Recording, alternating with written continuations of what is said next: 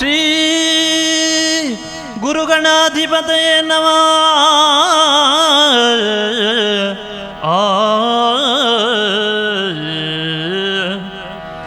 ಗಜಮುಖ ನಾ ನಿನ್ನ ಪಾದವ ನೆನೆವೆ.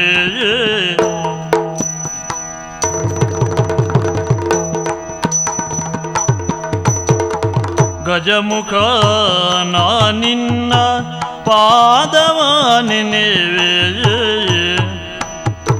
ನಿಜವಾಗಿ ಕರುಣಿಸು ವರಗಳ ಪ್ರಭುವೇ.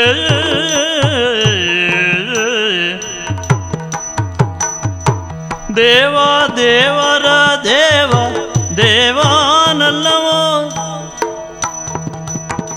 ಓ ದೇವ ದೇವರ ದೇವಾನಲ್ಲವೋ.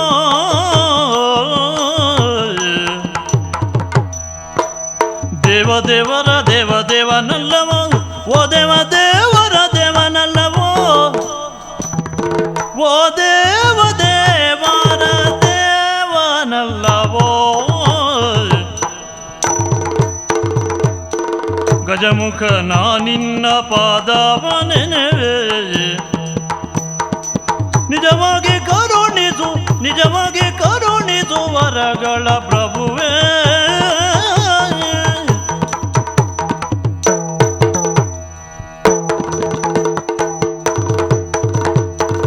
ಕುಡುಕರ ಕುಪ್ಪನು ಕುಡಿದದ ಅಮಲೊಳು ತಡವರಿಸುತ್ತ ತಾನೇ ತಂದ.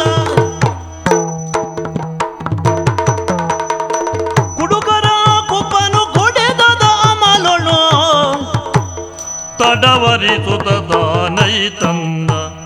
ತಡವರಿಸುತ್ತ ತಾನೈ ತಂದ. ಮನದಿಯ ಕಾಟವು ಸುಡುತ್ತಿದೆ ಮನವನು, ಸುಡುಗಾಡಾಯಿತು ಬಾಳೆಂದು.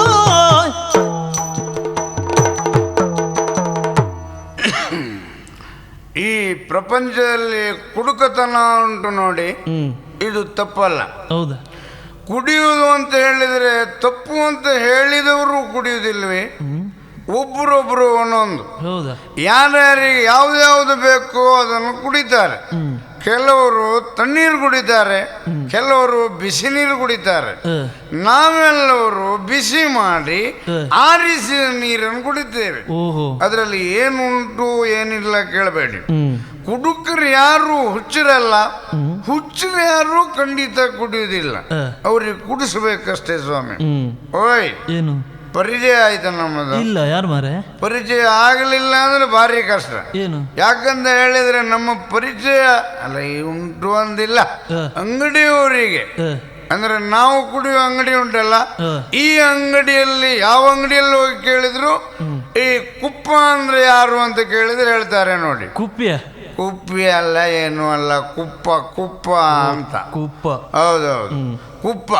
ಇತ್ತೀಚೆಗಂತೂ ಕುಡುಕರ ಕುಪ್ಪ ಅಂದ್ರೆ ಹೆಸರು ಬಂದು ಹೋಗಿದೆ ನೋಡಿ. ಹೌದಾ? ನನ್ನ ಜೀವಮಾನದಲ್ಲಿ ನನಗೊಂದು ಆಸೆ ಇದ್ದಿತ್ತು, ಏನು ಯಾವುದ್ರಲ್ಲಾದ್ರೂ ಒಂದು ಹೆಸರು ಗಳಿಸಬೇಕು ಅಂತ. ಹೌದಾ? ಕೆಲವರೆಲ್ಲ ಓಡುವುದರಲ್ಲಿಗೆ ಹೆಸರು ಗಳಿಸಿದ್ರು. ಹೌದಾ? ಇನ್ನೂ ಕೆಲವರೆಲ್ಲ ಚೆಂಡು ಬಿಸಾಡುವುದರಲ್ಲಿ ಹೆಸರು ಗಳಿಸಿದ್ರು. ಇನ್ನೂ ಕೆಲವರೆಲ್ಲ ಚೆಂಡಿಗೆ ಹೊಡೆಯುವುದರಲ್ಲಿ ಹೆಸರು ಗಳಿಸಿದ್ರು. ನಾವು ಯಾವುದ್ರಲ್ಲಿ ಹೆಸರು ಗಳಿಸುವುದು? ಇದನ್ನೇ ಆಲೋಚನೆ ಮಾಡ್ತಾ ಇರುವಾಗ ಈ ಕುಡಿತದಲ್ಲೇ ಒಂದು ಹೆಸರು ಗಳಿಸಿ ಬಿಡುವ. ಯಾರಿಗೆ ಯಾವ್ದು ಸಾಧ್ಯ ಆಗ್ತದೋ ಅದರಲ್ಲೇ ಮುಂದುವರಿಬೇಕು ಸ್ವಾಮಿ. ಹಾಗಾಗಿ ನಾನೀಗ ಆಲೋಚನೆ ಮಾಡಿ ಕುಡುಕರ ಕುಪ್ಪ ಅಂತ ಹೆಸರು ಗಳಿಸಿ ಬಿಟ್ಟಿದ್ದೇನೆ. ಕುಡಲ ನಮ್ಮ ಊರು. ಕುಡಲ. ಹೌದೌದು, ಕುಡಲದ ಕುಡುಕರ ಕುಪ್ಪ ಅಂತ ಈಗಾಗಲೇ ನಮ್ಮ ಖ್ಯಾತಿ ಬಂದು ಹೋಗಿದೆ. ಹೌದಾ? ಇದೊಂದು ವಿಶ್ವ ದಾಖಲೆ ಆದ್ಮೇಲೆ ನಾವು ಮತ್ತೆ ಸತ್ರು ತೊಂದರೆ ಇಲ್ಲ ಅಂತ ಭಾವಿಸಿದ್ದೇವೆ. ಅಷ್ಟೇ ಅಲ್ಲ, ಮತ್ತೆ ಈಗ ಕುಡುಕರೇನು ಬುದ್ಧಿವಂತರಲ್ವಾ? ಅಲ್ವಾ? ಅಲ್ಲ, ನಾನು ಕೇಳುವುದು, ಈ ಸಮಾಜದಲ್ಲಿ ವಿಚಿತ್ರ ಕುಡುಕರೆಲ್ಲ ಇದ್ದಾರೆ ಸ್ವಾಮಿ. ಹೌದಾ? ಎಂತೆಂಥವರೆಲ್ಲ ಇದ್ದಾರೆ. ಹೇಗೆ? ಹಾಗಂತ ಯಾರು ಹೆಡ್ರು ಅಂತ ತಿಳಿಬೇಡಿ. ಹೌದಾ? ಹೌದು, ಕುಡಿಯುವುದೇನು ತಪ್ಪಲ್ಲ. ಕುಡಿತಕ್ಕೊಂದು ಯಾವಾಗಲೂ ಹಿಡಿತ ಬೇಕು. ಈ ಹಿಡಿತ ಇರುವುದಿದ್ರೆ ನನ್ನ ಆಲೋಚನೆಯಲ್ಲಿ ಕುಡುಕರಿಗೆ ಮಾತ್ರ. ಹೌದಾ? ಯಾಕೆ ಯಾಕೆ? ನೋಡಿ, ಆಲೋಚನೆ ಮಾಡಿ. ಅಂಗಡಿಗೆ ಹೋದಾಗಲೂ ಅವರಿಗೆ ಹಿಡಿತ ಉಂಟು. ಯಾವುದು? ಯಾವುದು? ಈ ಕುಡಿಯುವುದಕ್ಕೆ ಯಾವುದರಲ್ಲಿ ಕುಡಿತಾರೋ ಅದನ್ನೇ ಹಿಡಿತ. ಓಹೋ. ಅದು ಆಮೇಲೆ ಸ್ವಲ್ಪ ಹೆಚ್ಚಾದ್ರೆ ಈ ಅಂಗಡಿ ಬಾಗಿಲನ್ನೇ ಹಿಡ್ಕೊಳ್ತಾರೆ. ಓಹೋ. ಅದೇ ಹಿಡಿತ. ಮತ್ತು ಹೆಚ್ಚಾದ್ರೆ ಯಾವುದೇ ಕಾಲದಲ್ಲಿ ಅವರು ನೆಲವನ್ನು ಬಿಡುವುದಿಲ್ಲ ನೋಡಿ. ಹೌದಪ್ಪ. ಭೂಮಿಯೇ ಕುಡುಕರಿಗೆ ಹಿಡಿತ. ಓಹೋ. ಹೌದಾ ಅಲ್ವಾ? ಹಾಗನ್ನುವಾಗ ಹಿಡಿತ ಏನಿಲ್ಲ, ಜಾಗೃತಿಯು ಅವರು ತಪ್ಪುವುದಿಲ್ಲ, ಯಾರು ಬುದ್ಧಿವಂತರಲ್ಲ ಅಂತ ನೀವು ತಿಳಿಯುವುದು ಬೇಡ ಸ್ವಾಮಿ. ಓಯ್, ಏನು? ಈಗ ನಿಮ್ಮ ಪರಿಚಯ ಆದದ್ದು ಭಾರಿ ಒಳ್ಳೆದಾಯ್ತು. ಏನು? ನಿಮ್ಮ ಮನಸ್ಸಿನಲ್ಲಿ ನಾನೊಬ್ಬ ಕುಡುಕ ಅಂತ ಇರಬಹುದು ಅಲ್ವಾ? ಈಗ ನಾನು ಕೇಳಿದ ಪ್ರಶ್ನೆಗಳಿಗೆಲ್ಲ ನಿಮಗೆ ಉತ್ತರ ಕೊಡ್ಲಿಕ್ಕೆ ಸಾಧ್ಯವಾ? ನೋಡುವ ಮಾರೆ, ಪ್ರಯತ್ನ ಮಾಡುವ. ನೋಡುವ ಅಂತ ಹೇಳಿದ್ರೆ ಆಗ್ಲಿಕ್ಕಿಲ್ಲ, ಕೊಡ್ಲೇಬೇಕು. ಹೌದಾ? ನನ್ನದೊಂದು ಜಟಿಲವಾದ ಪ್ರಶ್ನೆ ಉಂಟು. ಜಟಿಲವಾದ? ಹೌದು. ಏನು? ಈ ಜಟಿಲವಾದ ಪ್ರಶ್ನೆಗೆ ನೀವು ಸರಿಯಾದ ಉತ್ತರ ಕೊಡ್ತೀರಿ ಅಂತ ಆದ್ರೆ ನನ್ನಿಂದಲೂ ನೀವು ಬುದ್ಧಿವಂತರು ಅಂತ ನಾನು ತಿಳಿತೇನೆ. ಅದಲ್ಲದಿದ್ದರೆ ಸಾಧ್ಯವೇ ಇಲ್ಲ ನೋಡಿ. ಹಾಗಾದ್ರೆ ನಿಮ್ಮಲ್ಲಿ ನಾನೊಂದು ಕತೆ ಕೇಳ್ತೇನೆ, ಆ ಕತೆಗೆ ಉತ್ತರ ಕೊಡಬೇಕು. ನೋಡುವ. ಅಡ್ಡಿಲ್ಲ. ಇದು ನಿಮ್ಮ ಕಿಸೆಯಲ್ಲಿ ಹಣ ಉಂಟಾ? ಯಾಕೆ?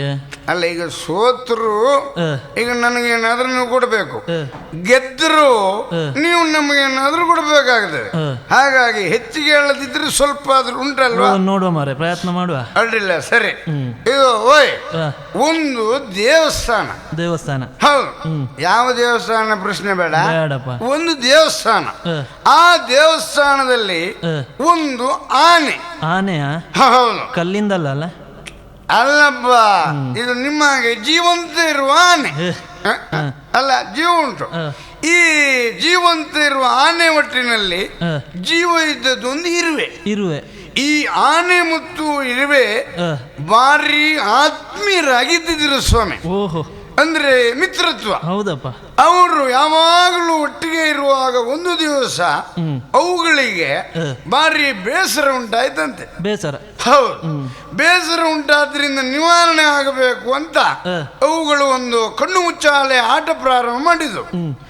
ಆನೆ ಎನ್ನುವುದು ಕಣ್ಣು ಮುಚ್ಚಿಕೊಂಡು ನಿಂತಿತ್ತು, ಇರುವೆ ಹೋಗಿ ಅಡಗಿ ಕೂತ್ಕೊಳ್ಳುತ್ತು. ಅಡಗಿ ಕೂತಿದ್ದು? ಹೌದು. ಆನೆ ಕಣ್ಣು ಬಿಟ್ಟು ನೋಡುವಾಗ ಇರುವೆ ಅಲ್ಲಿ ಹತ್ತಿರದಲ್ಲಿ ಎಲ್ಲಿ ಇಲ್ಲದಿದ್ರು ಅದು ಅಡಗಿ ಕೂತ್ಕೊಂಡದ್ದಲ್ಲಿ ಅಂತ ಗೊತ್ತಾಯ್ತಂತೆ ನೋಡಿ ಆನೆಗೆ. ಹೌದೌದು. ಹೇಗೆ? ಹೇಗೆ? ಈ ಆನೆ ಕೂಗಿ ಹೇಳಿತಂತೆ, ಇರುವೆ ನೀನು ಎಲ್ಲಿದ್ದಿ ಅಂತ ನನಗೆ ಗೊತ್ತುಂಟು, ನೀನಿದ್ದ ಜಾಗಕ್ಕೆ ನನಗೆ ಬರ್ಲಿಕ್ಕೆ ಆಗುದಿಲ್ಲ. ಯಾಕೆ? ನೀನು ದೇವಸ್ಥಾನದ ಗರ್ಭಗುಡಿ ಒಳಗಿದ್ದಿ ಅಂತ ಆನೆ ಕೂಗಿ ಹೇಳಿದ್ದಂತೆ. ಹೌದಾ? ನಿಮ್ಮಲ್ಲಿ ನಾನೀಗ ಕೇಳುವುದು, ಕಣ್ಣು ಮುಚ್ಚಿಕೊಂಡಿದ್ದಂತ ಆನೆಗೆ ಈ ಇರುವೆ ಸಣ್ಣ ಪ್ರಾಣಿ ಅಲ್ವಾ, ದೇವಸ್ಥಾನದ ಗರ್ಭಗುಡಿಯೊಳಗೆ ಹೋದ ಹೇಗೆ ಗೊತ್ತಾಯಿತು? ಇದೊಂದು ಸಮಸ್ಯೆ. ಹೌದು ಮಾರೆ, ಜಟಿಲವಾದ ಸಮಸ್ಯೆ. ಇದಕ್ಕೆ ನೀವು ಉತ್ತರ ಕೊಡಬೇಕು. ನನಗೆ ಗೊತ್ತಿಲ್ಲ ಮಾರೆ, ನೀನೇ ಹೇಳಿಬಿಡು, ನನಗೆ ಗೊತ್ತಿಲ್ಲ. ಹಾಗಾದ್ರೆ ನೀವು ಏನು ಗೊತ್ತಿಲ್ವಾ? ಇಲ್ಲಪ್ಪ. ಇದು ಬಾರಿ ಸುಲಭ ಉಂಟು ಸ್ವಾಮಿ. ಹೌದಾ? ಹೌದು. ಅದೇಗೆ? ಯಾಕಂತ ಹೇಳಿದ್ರೆ ಈ ಇರುವೆ ಗರ್ಭಗುಡಿಯೊಳಗೆ ಹೋಗಿತ್ತಲ್ಲ, ಈ ಗರ್ಭಗುಡಿಯೊಳಗೆ ಹೋಗುವಾಗ ಇರುವೆ ಪಾದರಕ್ಷೆ ಹೊರಗೆ ಕಳಚಿ ಇಟ್ಟೇ ಹೋಗಿತ್ತ ಇಲ್ವಾ? ಆನೆ ಕಣ್ಣು ಬಿಟ್ಟು ನೋಡುವಾಗ ಈ ಪಾದರಕ್ಷೆ ಕಂಡಿತ್ತು, ಆದ್ರಿಂದ ಗರ್ಭಗುಡಿ ಒಳಗೆ ಇರುವೆ ಉಂಟು ಅಂತ ಗೊತ್ತಾಯ್ತು. ಈಗ ಇರುವೆಗೂ ಪಾದರಕ್ಷೆ ಆಯ್ತಾ? ಮತ್ತೆ ಪಾದರಕ್ಷೆ ಇಲ್ಲದೆ ತಿರುಗ್ತಾವ. ನನಗೊಂದು ಕೆಲಸ ಆಗ್ಬೇಕಲ್ಲ ಮಾರೆ ಈಗ. ಏನು? ನನಗೊಂದು ಇರುವೆ ಪಾದರಕ್ಷೆ ತಂದು ತೋರಿಸ್ತೀಯಾ? ಯಾರು? ನೀನು. ನಿಮಗೆ ಇರುವೆಯ ಪಾದರಕ್ಷೆ ನೋಡ್ಬೇಕಾ? ಹೌದು. ಹಾಗಾದ್ರೆ ನೀವು ಒಂದು ಕೆಲಸ ಮಾಡಬೇಕು. ಏನು? ಒಂದು ದಿನದ ಮಟ್ಟಿಗೆ ಆದ್ರೂ ನೀವು ಆನೆ ಆಗಬೇಕು. ಅದು ನಮ್ಮ ಕೈಲಾಗ್ತದ? ಈ ಇರುವೆಯ ಪಾದರಕ್ಷೆ ಏನಿದ್ರು ಆನೆಗೆ ಕಾಣಲಿಕ್ಕೆ ಸಿಕ್ಕುವುದೇ ಹೊರತು ಮನುಷ್ಯರಿಗೆ ಅಲ್ಲ ಸ್ವಾಮಿ. ಓಹೋ. ಹಾಗಾಗಿ ಹಾಗಾದ್ರೆ ನೀವು ಇದರಲ್ಲಿ ಸೋತಿದ್ದೀರಿ. ಸೋತ ಹಾಗೆ ಬಿಡಿ.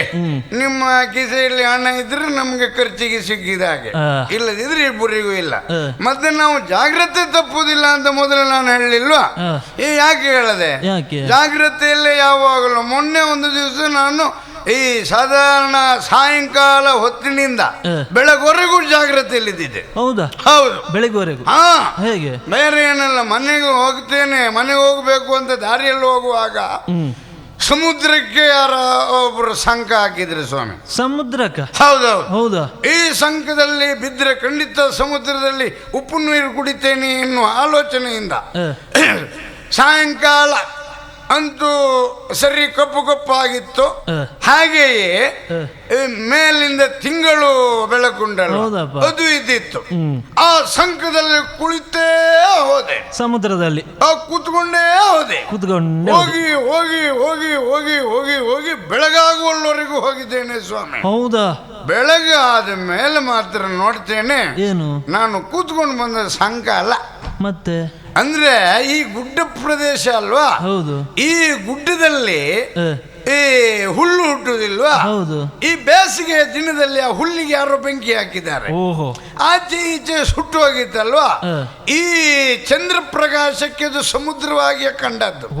ಆದ್ರೆ ನಾನು ಕೂತ್ಕೊಂಡು ಹೋದದ್ದು ಎಲ್ಲಿ?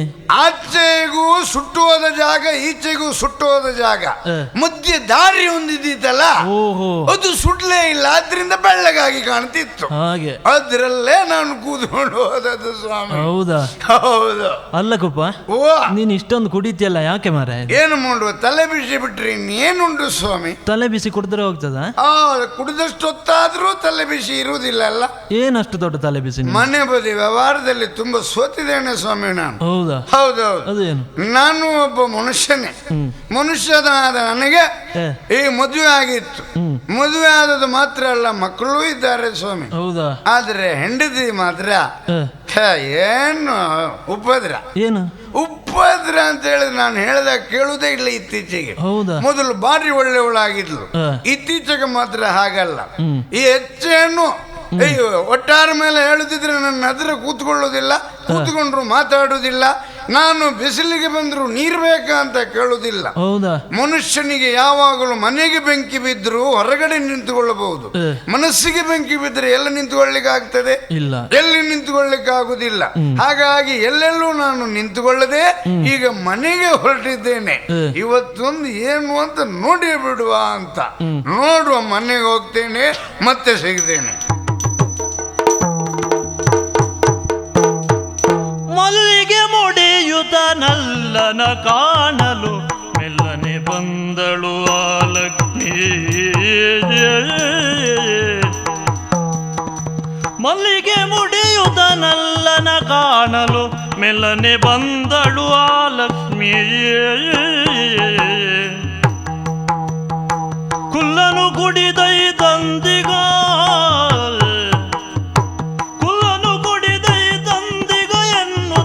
ಮೆಲ್ಲನೊಂದು ನಾಟಕವನ್ನು.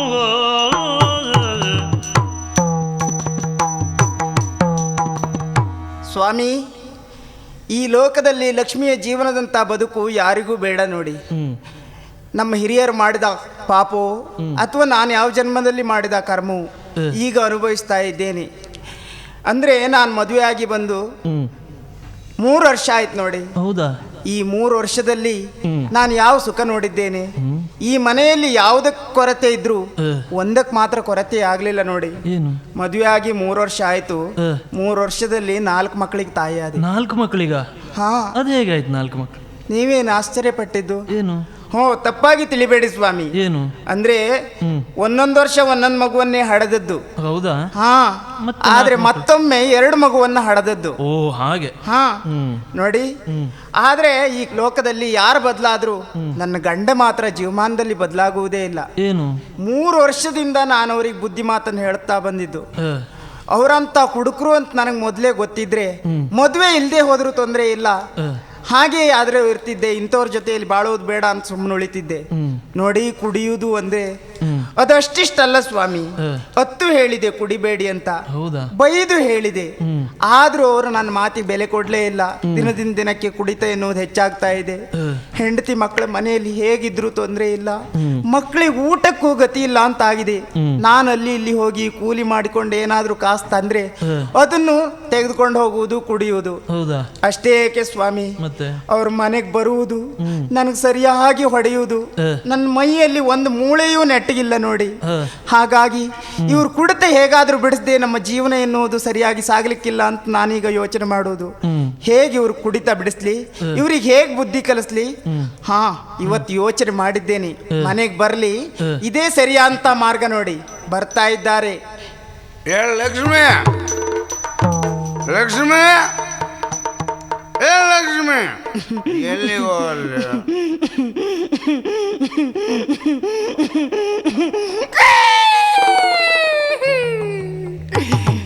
ನಮ್ಮ ಮನೆಗೆ ಬಂದ, ಬೇರೆ ಎಲ್ಲ ಏನು?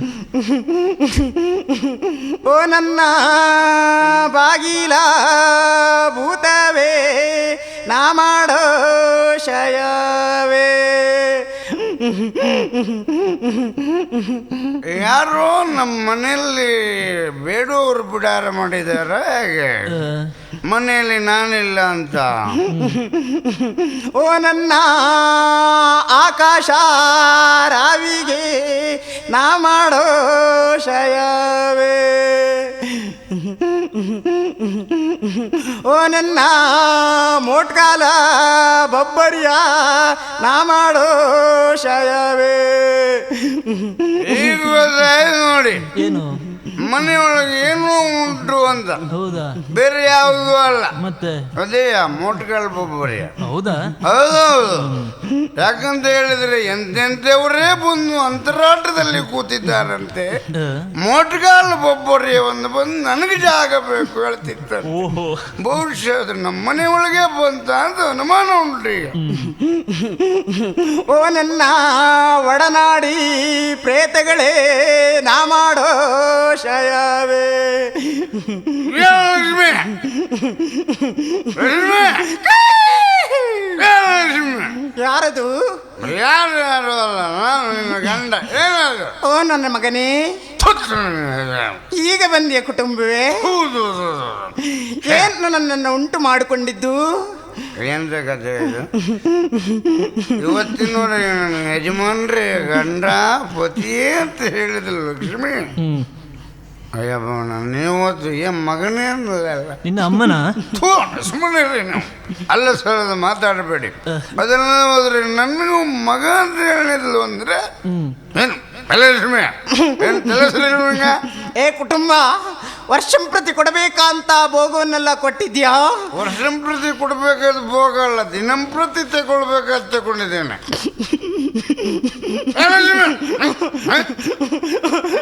ನಾನ್ ಬಿಡುವುದಿಲ್ಲ, ನನಗೆ ಬೇಕು, ನಾನ್ ಬಿಡುವುದಿಲ್ಲ. ಇದೆಂತ ಕತೆ? ಎಂತ ಇದು ಮಾರೆ? ಅಲ್ಲ, ಯಾವಾಗಲೂ ಹೇಗಿರಲಿಲ್ಲ. ನನ್ನದು ಇವತ್ತು ಕುಟುಂಬವೇ, ಯಜಮಾನೇ, ಮಗನೇ ಬಾಯಿಗೆ ಬಂದ ಮಾತಾಡ್ತಾ ಇದ್ದಾಳಲ್ಲ, ಇದೆಂತದಿದು? ಓ, ಏನು? ನಾ ಕೇಳಿದುಂಟು ಹೆಂಗಸರಿಗೆಲ್ಲ ಭೂತ ಬರ್ತದೆ ಅಂತ. ಆದ್ರೆ ಇದು ಒತ್ತಿ ಇವಳಿಗೆ ಭೂತ ಬಂತ ಹೇಗೆ? ಲಕ್ಷ್ಮಿ, ಲಕ್ಷ್ಮಿ, ನೋಡು, ನೀ ಭೂತ ಆದ್ರೂ ಇಲ್ಲ, ಕೊರಡನ್ನು ತೆಣಿಸ್ಬೇಡ. ಆ ಕೊರಡು ನನ್ನ ಸ್ವಂತ ಕೊರಡು. ಇಲ್ಲ, ಬಿಡುವುದಿಲ್ಲ. ನೀನು ಬಿಡದಿದ್ದಿಲ್ಲ, ನನ್ನನ್ನೊಂದ್ಸಲ ಹಿಡ್ಕೋಬೇಕಾದ್ರೆ ನನ್ನ ಹೆಂಡತಿಯನ್ನು ಒಂದ್ಸಲ ಬಿಡು. ಏನಾಗಬೇಕು ಹೇಳೋ? ಜೀವನಕ್ಕೆ ಬೇಕು. ಜೀವನಕ್ಕೆ ನಮಗೆ ಇಲ್ಲ, ನಿಂಗೆಂತ ಕೊಡೋದು ನಾವು? ಹೋಯ್, ಏನೇ ಇರಲಿ, ಇದಕ್ಕೊಂದು ಪರಿಹಾರ ಹುಡುಕಬೇಕಾಯ್ತು. ಈಗ ಆಲೋಚನೆ ಮಾಡುವಾಗ ನನ್ನ ಹೆಂಡತಿ ಮೇಲೆ ಸತಿಯ ದೇಹದೊಳೊಂದು ದೈವವೋ, ನನ್ನ ಸತಿಯ ದೇಹದೊಳೊಂದು ದೈವವೋ, ಬೇರೆ ಯಾರಲ್ಲ, ಹಿತವು ಸೇರಿಗುವುದೆಂದು ತಿಳಿಯೂತ, ಹಿತದಿ ಸೇರಿಗುವುದೆಂದು ತಿಳಿಯೂತ, ಮತಿವಿಹೀನನು ಮತಿವಿಹೀನನು ತೆರಳಿದನು ಜೋಯಿಸರ ಕಾಂಬುದಕ್ಕೆ.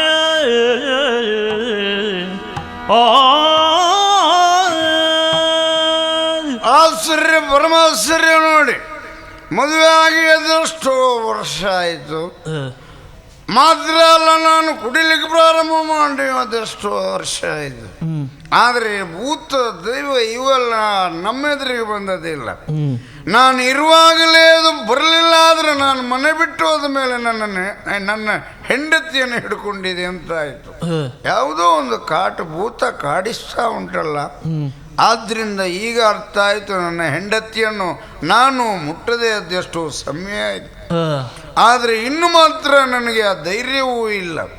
ಹೆಂಡತಿಯನ್ನು ಮುಟ್ಟುವುದೇ ಅಥವಾ ಹೆಂಡತಿಗೆ ಹಿಡಿದ ಭೂತವನ್ನು ಮುಟ್ಟುವುದೇ, ಯಾರು ಮುಟ್ಟುವುದು ಅಲ್ವಾ ಎನ್ನುವ ದೃಷ್ಟಿಯಿಂದ ಲೆಕ್ಕಾಚಾರ ಹಾಕ್ತಾ ಇದ್ದೇನೆ. ಇದೇ ರೀತಿಯ ಮುಂದುವರಿತದೆ ಅಂತಾದ್ರೆ ನಾಳೆ ನಮಗೂ ನಮ್ಮ ಕುಟುಂಬಕ್ಕೆ ಇದೊಂದು ತೊಂದರೆ ಅಲ್ವೇ? ಏನು ಮಾಡಬೇಕಾಯ್ತು? ಇವುಗಳೆಲ್ಲ ಸಿಕ್ಕಿದ್ರೆ, ಸತ್ಯ ಹೇಳೋದಿದ್ರೆ, ಒಳ್ಳೆ ರೀತಿಯಲ್ಲಿ ಈ ಹಲಸಿನ ಎಲೆ ಗೊತ್ತು ನಿಮ್ಗೆ? ಹಲಸಿನ ಎಲೆ, ಈ ಭೂತ ಪಿಶಾಚಿ ಜಗಣಿ ಇತ್ಯಾದಿಗಳೆಲ್ಲ ಸಿಕ್ಕಿದ್ರೆ ಇದು ಹಲಸಿನ ಎಲೆ ಕೊಟ್ಟೆ ಮಾಡಿ ಇವುಗಳನ್ನೆಲ್ಲ ಪುಡಿ ಮಾಡಿ ಅದಕ್ಕೆ ಹಾಕಿ ಬೆಂಕಿ ಹಚ್ಚಿ ಎಳೆದು ಬಿಡ್ತಿದ್ದೆ ನಾನು. ಹೌದಾ? ಬಂಗಿ ಸೇಕಿ ಬಿಡ್ತಿದ್ದೆ. ಅದಲ್ಲದೆ ಹೋದ್ರೆ ಇವೆಲ್ಲ ಸಿಕ್ಕುವುದಿಲ್ಲ. ಸಿಕ್ಕುವುದು ಯಾರಿಗೆ? ಜೋಯಿಸರಿಗೆ ಬಿಟ್ರೆ ಬೇರೆ ಯಾರಲ್ಲ. ನಮ್ಮ ಊರಿನ ಹತ್ತಿರ ಒಬ್ಬರು ರಾಮ ಜೋಯಿಸರು ಅಂತಿದ್ದಾರೆ. ಆ ಜೋಯಿಸರು ಹೇಳಿದ ಹಾಗೆ ಆಗ್ತದೆ. ಭೂತ ಪ್ರೇತ ಇತ್ಯಾದಿಗಳಿಗೆಲ್ಲ ಅವರೊಂದು ಏನಾದ್ರೂ ವ್ಯವಸ್ಥೆ ಮಾಡ್ತಾರೆ ಅಂತ ಕೇಳಿದ್ದುಂಟು. ಹಾಗಾಗಿ ಆದಷ್ಟು ಬೇಗನೆ ರಾಮ ಜೋಯಿಸರನ್ನು ಕಂಡು ಇದಕ್ಕೊಂದು ವ್ಯವಸ್ಥೆ ಮಾಡ್ತೇನೆ ನೋಡು.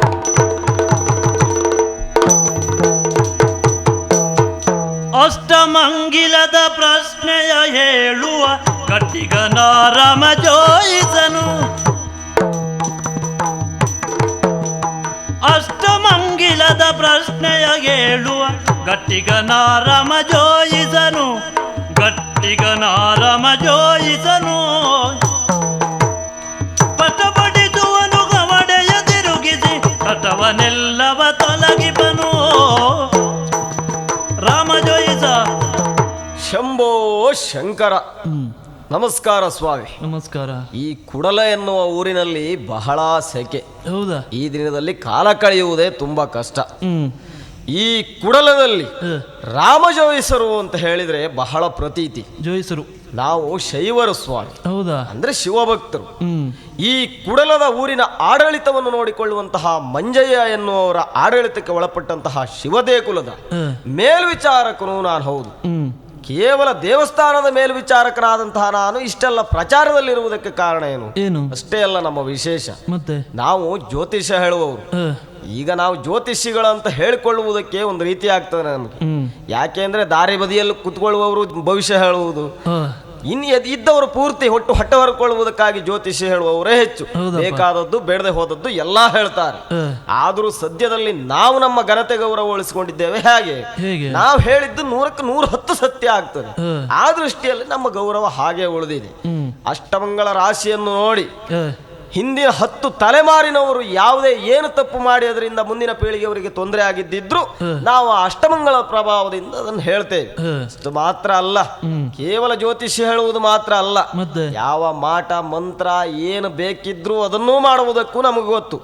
ಅಣಿಮ ಮಹಿಮ ಗರಿಮ ಲಗಿಮ ಪ್ರಾಪ್ತಿ ಪ್ರಕಾಮ್ಯ ಈಶತ್ವ ವಶಿತ್ವ ಎನ್ನುವ ಅಷ್ಟಸಿದ್ಧಿಗಳನ್ನು ಸಿಂಧುವಾಗಿಸಿಕೊಂಡವ ನಾನು. ಆದ್ರಿಂದಲೇ ನಮ್ಮ ಪ್ರಭಾವ ಎಷ್ಟು ದಿನನಿತ್ಯ ನಮಗೆ ಬಿಡುವೇ ಇಲ್ಲ ಸ್ವಾಮಿ. ಒಬ್ರಲ್ಲ ಒಬ್ರು ಎಷ್ಟೊತ್ತಿಗೆ ನಮ್ಮ ಮನೆಯ ಬಾಗಿಲಲ್ಲಿ ನಮ್ಮನ್ನು ಕಾಣುವುದಕ್ಕೆ ನಮ್ಮ ಭೇಟಿಗೆ ಕಾದು ನಿಂತಿರ್ತಾರೆ. ಕೊನೆಗೆ ನನಗೆ ಹೇಳಿ ಹೇಳಿ ಬೇಸರ ಆಗಿ ನಾನೇ ನಾಳೆ ಬನ್ನಿ ಅಂತ ಕಳಿಸುವುದು ಉಂಟು. ಓ ಇದ್ಯಾರು ಈ ಕಡೆ ಬರ್ತಾ ಇರು? ಓ ಹೋ ಹೋ ಹೋ ಏ ಕುಪ್ಪ ಜೋಯಿಸರು. ನಮಸ್ಕಾರ ರಾಮ್ ಜೋಯಿಸರಿಗೆ. ಪರಮೇಶ್ವರ ನಿನಗೆ ಒಳ್ಳೇದು ಮಾಡ್ಲಿ. ಇಷ್ಟೊತ್ತಿನವರೆಗೆ ಬಿಟ್ಟಿಲ್ಲ ನೋಡಿ, ಸಾಯಂಕಾಲದ ಹೊತ್ತಿಗೆ ಆಗೋ ಗೊತ್ತಿಲ್ಲ. ತೊಂದ್ರೆ ಇಲ್ಲ, ಅದ್ರಿಂದಲೇ ನೀನು ಇವತ್ತಿನವರೆಗೂ ಇದನ್ನು ಉಳಿಸ್ಕೊಂಡು ಬಂದಿದ್ದೀಯಾ. ಅಲ್ಲ, ಏನು ಅಪರೂಪಕ್ಕೆ ನಮ್ಮ ಮನೆ ಕಡೆ ಬಂದಿಯಲ್ಲ? ಏನು ಬಂದಿಗೆ ಬೇಳು ಕುಪ್ಪ,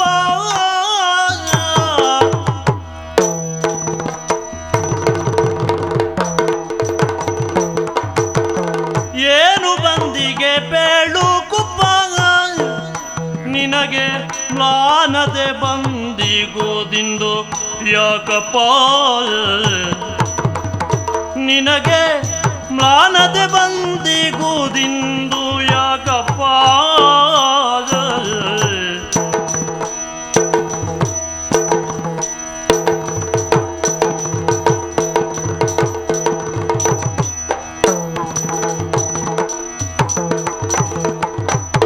ನಾನದ ಪರಿಕಾರ ಗೈಯುವೆ ಬೇಳನೆ ನಾನದ ಪರಿಕಾರ ಗೈಯುವೆ ಬೇಳನೆ ಸಾನೂರಾಗದಿ ಪೇಳ್ದಾಗದ ನವನೆಲ್ಲ ಏನು ಬಂದಿಯ ಬೇಳು ಕುಪ್ಪ ನಿನಗೆ ಮ್ಲಾನತೆ ಬಂದಿಗುದಿಂದು ಯಾಕಪ್ಪ ಕುಪ್ಪ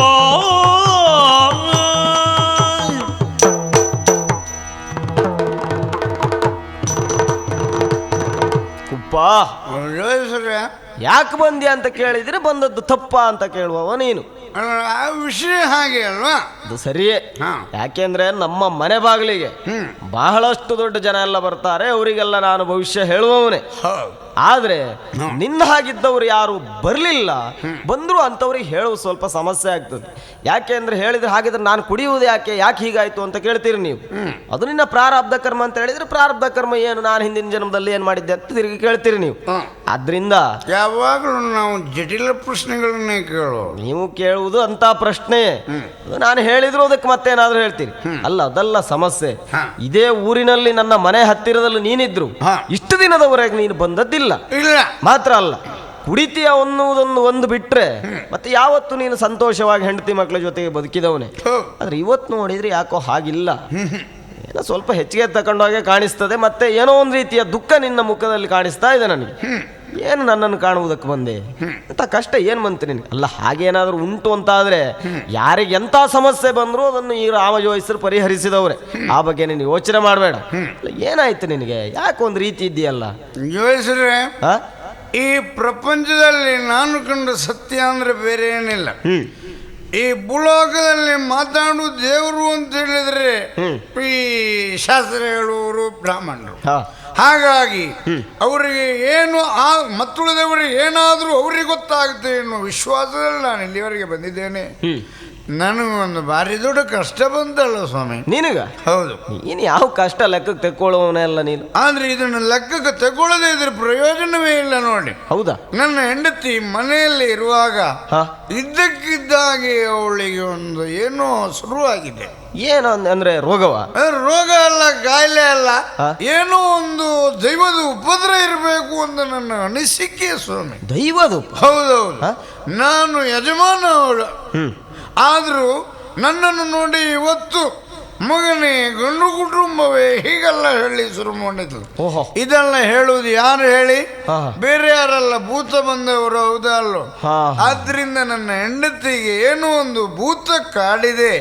ಹಾಗಾಗಿ ಅದನ್ನೊಂದು ಏನು ಎನ್ನುವುದನ್ನು ನೀವು ಕವಡೆ ಕಾಳು ಹಾಕಿ ನನಗೆ ಹೇಳಿದ್ರೆ ಏನು ಬೇಕು ಅದಕ್ಕೆ ಉಪಶಮನ ಮಾಡ್ತೇನೆ ಸ್ವಾಮಿ. ನಿನ್ನ ಹೆಂಡತಿ ಹೀಗೆಲ್ಲ ಮಾಡ್ತಾ ಇದ್ದ? ಹೌದು. ಅದು ಇತ್ತೀಚೆಗೆ ಪ್ರಾರಂಭ ಆದದ್ದು? ಹೌದು, ಇತ್ತೀಚೆಗೆ.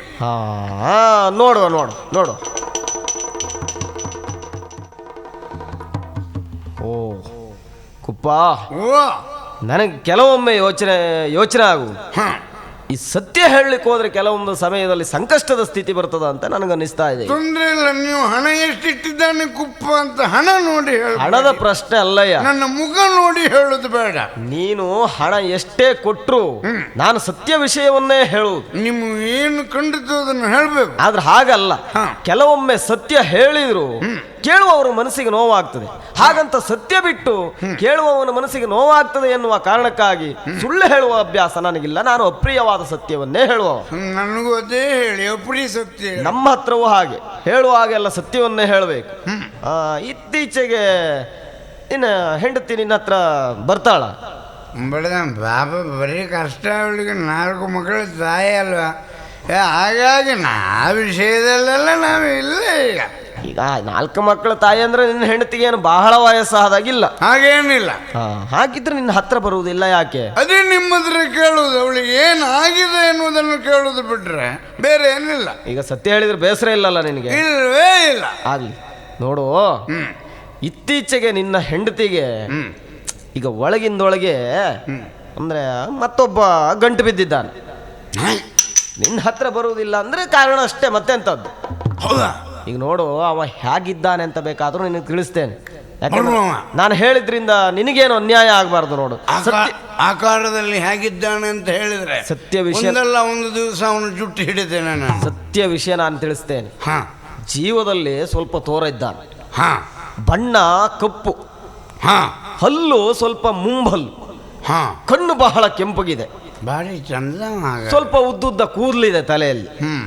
ನೋಡು, ಹೌದಾ? ಅಂತ ವ್ಯಕ್ತಿ ನಿನ್ನ ಹೆಂಡತಿಗೆ ಗಂಟು ಬಿದ್ದ ಕಾರಣದಿಂದಲೇ ದರ್ಶನ ಪುರುಷವಾದ ದೇಹ, ನಿನ್ನ ಸುಖ ಅವಳಿಗೆ ಬೇಡ ಆಗಿದೆ, ಆದ್ರಿಂದ ನಿನ್ನ ಹತ್ರ ಬರುವುದಿಲ್ಲ. ಮುಂಗುರುಳಿನಿಂದ ಕೂಡಿದೆ ಕೂದಲು. ಹೌದಪ್ಪ, ಎಂತದ ಕಣ್ಣು ಕೆಂಪು, ಸ್ವಲ್ಪ ಕಣ್ಣು ಯಾವಾಗ್ಲೂ ಕೆಂಪೆ. ಹಲ್ಲು ಸ್ವಲ್ಪ ಉದ್ದ, ಹೌದು. ಭಾರಿ ಚಂದದವನ ಅವ ಬಿಡ್ತಾನ. ಚಂದವ ಏನೋ, ಅಂತೂ ಈ ಆಕೃತಿ ಅವನದ್ದು. ಹೌದಲ್ಲ? ನೋಡು, ಆ ಮಟ್ಟಿಗೆ ನೀವು ಆಲೋಚನೆ ಮಾಡಬೇಡಿ, ಇದ್ದದ್ದನ್ನು ಇದ್ದಾಗೆ ಸತ್ಯವಾಗಿ ಹೇಳಿದ್ದೀರಿ ನೀವು. ನಿಷ್ಠೂರ ಸತ್ಯ ಹೇಳುವ. ಇದಕ್ಕೆ ಭಾರಿ ಸಂತೋಷ ಆಯ್ತು ಸ್ವಾಮಿ ನನಗೆ. ಇವತ್ತು ಕೊಟ್ಟದ್ದು ಕಡಿಮೆ ಆದ್ರೂ ಇನ್ನೊಂದು ದಿವಸ ನಾನು ಕೊಡ್ತೇನೆ. ಹಾಗಾಗಿ ಇವಳು ಏನಾಗಿದ್ದಾಳೆ ಎನ್ನುವುದನ್ನ ನೀವು ಹೇಳಿದಂತೆ ಇಂದಲ್ಲ ನಾಳೆ ತಿಳಿದು ಆಮೇಲೆ ಬಂದು ನಿಮಗೆ ಮತ್ತೆ ಪುನಃ ಹೇಳಲಿಕ್ಕಿದ್ದೇನೆ. ನಾನು ಹೇಳಿದ್ದು ಸುಳ್ಳಾದ್ರೆ ಮತ್ತೆ ಆಮೇಲೆ ನೋಡು. ಬರ್ತೇನೆ. ಆಗ್ಲಿ. ನಮಸ್ಕಾರ. ಆಗ್ಲಿ, ಹೋಗು. ಹೊರಡ್ರೆ. ನಾರಿ ಲಕ್ಷ್ಮಿಯೋ ಸಂತೆಯ ಗೊಡೆ,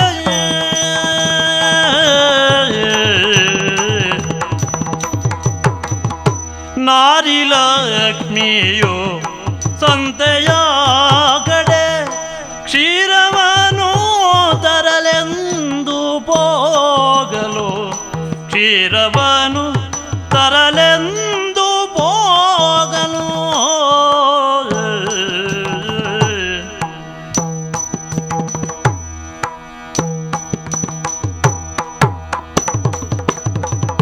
ತೋರಿ ಕಣ್ಗತ್ತಲೆಯೋಳ ಜನ,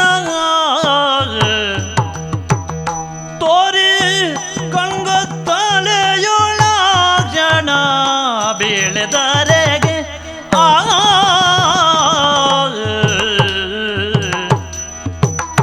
ಸ್ವಾಮಿ, ನನ್ನ ಈ ಗೋಳನ್ನು ಯಾರಲ್ಲಿ ಹೇಳಿಕೊಳ್ಳಿ ಹೇಳಿ. ಅಲ್ಲವಾದರೆ ಅರ್ಥ ಆಗಬೇಕಾದವರಿಗೆ ಆಗುವುದಿಲ್ಲ ಅಂತಾದರೆ ಮತ್ತೆ ಯಾರಲ್ಲಿ ಹೇಳಿದರೆ ಏನು ಪ್ರಯೋಜನ? ಊಟ ಮಾಡದೆ 3-4 ದಿವಸ ಆಯಿತು. ಇವರಂತೂ ಸರಿಯಾಗಿ ಮನೆಗೆ ಬರುವುದಿಲ್ಲ, ಬಂದರೂ ಕೂಡ ಬರಿಗೈಯಲ್ಲಿ ಬರುವುದು. ಮಕ್ಕಳ ಅಳುವನ್ನು ಕಾಣುವುದಕ್ಕೆ ನಾನು ಹೇಗೆ ಸಾಧ್ಯ ಹೇಳಿ? ಕರುಳು ಕಿವುಚಿದಂತಾಗ್ತದೆ. ಕೂಲಿಯಾದರೂ ಮಾಡಿ ಏನಾದರೂ ಯಾರಿಂದಲಾದರೂ ಪಡೆದುಕೊಂಡು ಬರೋಣ ಅಂತ ಆದರೆ ಈ ಮಕ್ಕಳನ್ನು ಬಿಟ್ಟು ಹೇಗೆ ಹೋಗುವುದು? ಮಕ್ಕಳು ಹಸುವಿನಿಂದ ಅಳುವುದನ್ನು ಕಂಡು ಸಹಿಸಲಾರದೆ ಆಪತ್ತಿಗಾದಿತ್ತು ಅಂತ ಇರಿಸಿಕೊಂಡಂತ ಒಂದು 4 ರೂಪಾಯಿ ಹಿಡ್ಕೊಂಡು ಈ ಸಂತೆ ಕಡೆ ಬಂದೆ. ಹಾಲನ್ನಾದರೂ ತೆಗೆದುಕೊಂಡು ಹೋಗಿ ಮಕ್ಕಳಿಗೆ ಕೊಡೋಣ ಅಂತ ಬಂದದ್ದೇನು ಸತ್ಯ. ಬಿಸಿಲು ವಿಶೇಷವಾಗಿದೆ. ಯಾಕೋ ಏನು ಊಟ ಮಾಡಿದ ಕಾರಣವಾಗಿಯೋ ಏನು ಒಂದು ರೀತಿ ತಲೆ ಸುತ್ತಿದ ಹಾಗಾಗ್ತಾ ಇದೆ. ಕಣ್ಣೆಲ್ಲ ಕತ್ಲೆ ಬಂದಂತಿದೆ. ಅಯ್ಯೋ ನನಗೇನಾಗ್ತಿದೆ? ಯಾರು ಯಾರು ಯಾರು ಯಾರು ಯಾರು ವೀರನೋರ್ವನು ಬಂದು ಗಾಡುತ್ತ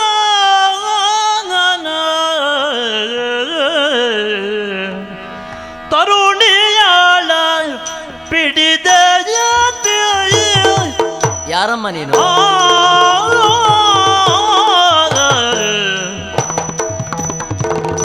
ತರುಣಿಯಾಳ ಪಿಡಿದ ತೇಜನು ಪರಿಪರಿಯೋಳು ಉಪಚಾರ ಗೈಯುತ ತರುಣಿತ ಎಚ್ಚತ್ತು ವೀರಾಗೆ ಮಣಿಯಲಾಗ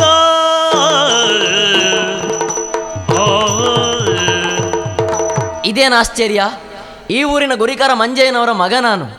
ಸಂತೆಪೇಟೆ ತಿರುಗುವಂತ ಹೀಗೆ ಬಂದೆ. ಬಂದು ನೋಡ್ತೇನೆ, ಅದೇನು ಆಶ್ಚರ್ಯ, ಅಲ್ಲಿ ಯಾರೋ ಒಂದು ಹೆಂಗಸು ಬಿದ್ದಿದ್ದಾಳೆ. ಸರಿ, ಈ ಊರಿನ ಗುರಿಕಾರರ ಮಗನಾದಂತ ನಾನು ಅವರನ್ನು ನೋಡಿ ಹಾಗೆ ಹೋಗುದು ಸರಿಯಲ್ವಲ್ಲ?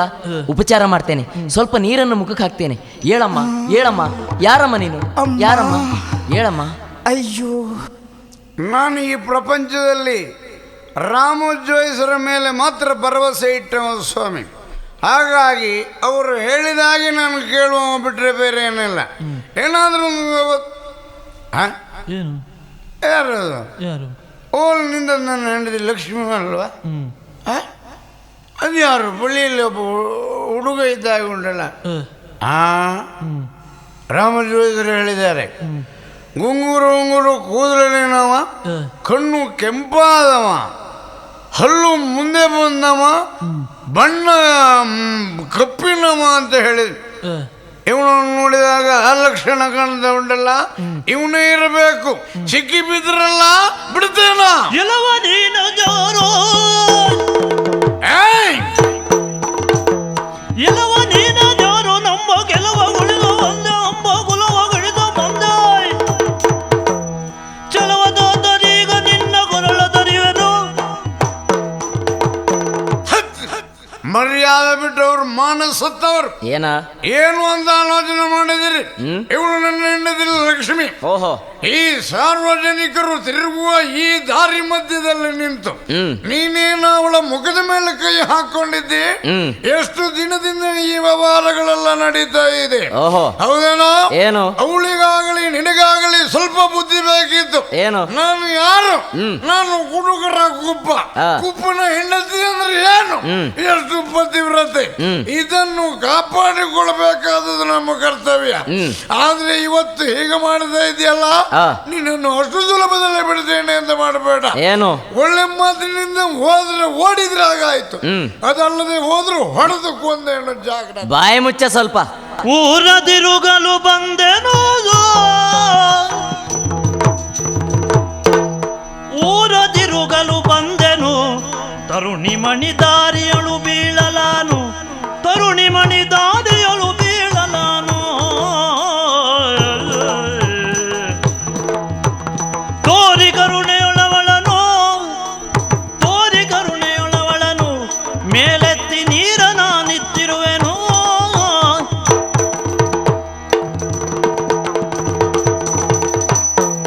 ನೋಡು, ನೀನು ತಿಳ್ಕೊಂಡಾಗ ಏನೂ ನಡೀಲಿಲ್ಲ ಇಲ್ಲಿ. ಏನು ನಡೀಲಿಲ್ಲ? ಯಾವ ಕೆಟ್ಟ ಭಾವನೆಯಲ್ಲೂ ನಾವಿಲ್ಲ.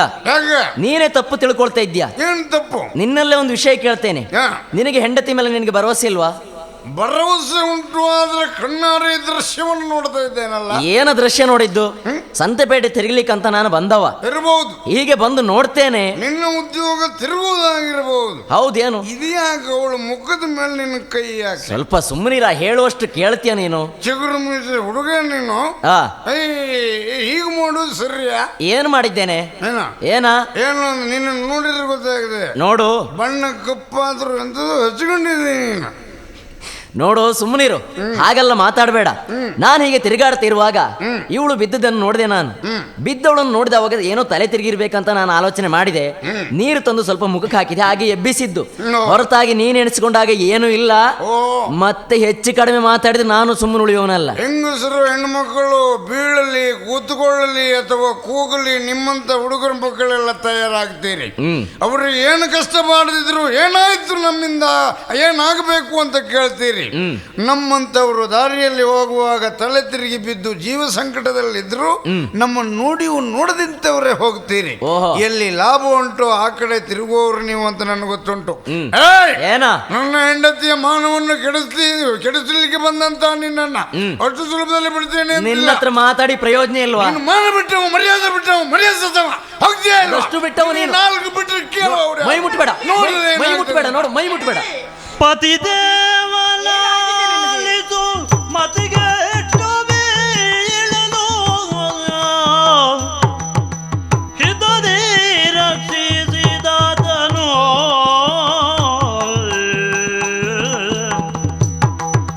ಪತಿಯ ನೀ ಬಯ್ಯದಿರೋ,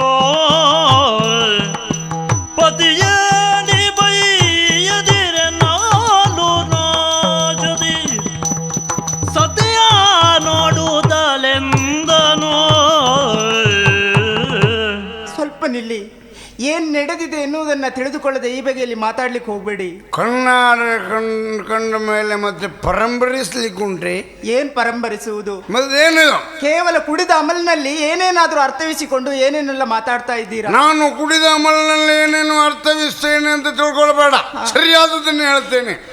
ಏನ್ ಸರಿಯಾಗಿದೆ? ನಾನು ಮನೆ ಬಿಟ್ಟು ಹೊರಡುವಾಗ ನೀನು ಮನೆಯಲ್ಲಿದ್ದವಳು, ಈಗ ಇಲ್ಲಿದ್ದಿ, ಅವನು ಇಲ್ಲಿ ಹತ್ತಿರದಲ್ಲಿದ್ದಾನೆ ಅಂತಾದ ಮೇಲೆ ನಾವು ಏನು ಅಂತ ತಿಳಿಬೇಕು. ನೋಡಿ, ನೀವು ನೋಡಿದ ಹಾಗೆ ಹೇಳಿದ ಹಾಗೆ ಅವರು ನನ್ನ ಮುಖದ ಮೇಲೆ ಕೈ ಹಾಕಿದ್ದು ಸತ್ಯ. ಹಾಗಂತ ಅದಕ್ಕೆ ಅಪಾರ್ಥ ಕಲ್ಪಿಸಿಕೊಳ್ಳುವಂತ ಅವಕಾಶ ಇಲ್ಲ. ನಿಮಗೆ ಹೆಂಡತಿ ಮಕ್ಕಳ ಕುರಿತು ಸ್ವಲ್ಪ ಆದ್ರೆ ಗೊಡವೆ ಇದ್ದಿದ್ರೆ ಹೆಂಡತಿ ಮಕ್ಕಳನ್ನು ಹೇಗೆ ನೋಡಿಕೊಳ್ತಾ ಇದ್ರಿ ಅಂತ ನಾನು ತಿಳಿದುಕೊಳ್ತಾ ಇದ್ದೆ. ನಿನ್ನ ಆ ಪ್ರಶ್ನೆಯಲ್ಲಿ ಅನಗತ್ಯವಾಗಿ ಕಾಣುತ್ತದೆ. ಹೇಳಬೇಕಾಯಿತು. ಯಾಕೆ? ಮಕ್ಕಳು ಹಸುವಿಗಾಗಿ ತತ್ತರಿಸ್ತಿರುವಂತಹ ಸಂದರ್ಭ, ಕೈಯಲ್ಲಿರುವಂತಹ ಕಾಸನ್ನು ತೆಗೆದುಕೊಂಡು ಸಂತೆಗೆ ಹಾಲಿಗಾಗಿ ಬಂದೆ. ಊಟ ಮಾಡದೆ 3 ದಿವಸ ಆಯಿತು. ನಾನು ನಿನ್ನಲ್ಲಿ ಹಣ ಇದ್ದೀಗ? ನಿನ್ನೆ ರಾತ್ರಿ ಹಣ ಉಂಟ ಕೇಳಿದ್ರೆ ಇಲ್ಲ ಅಂದೆ ನೀನು. ಇದ್ದದ್ದೆಲ್ಲ ನಿಮ್ಮ ತಲೆ ಮೇಲೆ ಹಾಕ್ಕೊಂಡ್ರಲ್ಲ, ಅದನ್ನು ನಿಮ್ಮ ಕಣ್ ತಪ್ಪಿಸಿ ಇಟ್ಕೊಂಡಿದ್ದೆ. ಅದನ್ನೇ ತೆಗೆದುಕೊಂಡು ಹಾಲಿಗಾಗಿ ಬಂದಾಗ ಊಟ ಮಾಡದೆ ಇರುವಂಥ ನಾನು ಇಲ್ಲಿಯೇ ತಲೆ ತಿರುಗಿ ಬಿದ್ದೆ. ಅಂಥ ಸಂದರ್ಭ ಈ ಪುಣ್ಯಾತ್ಮರು ಬಂದು ನನ್ನ ಮುಖಕ್ಕೆ ನೀರನ್ನು ಸಿಂಪಡಿಸಿ ನನ್ನನ್ನು ಉಪಚರಿಸಿದ್ರು.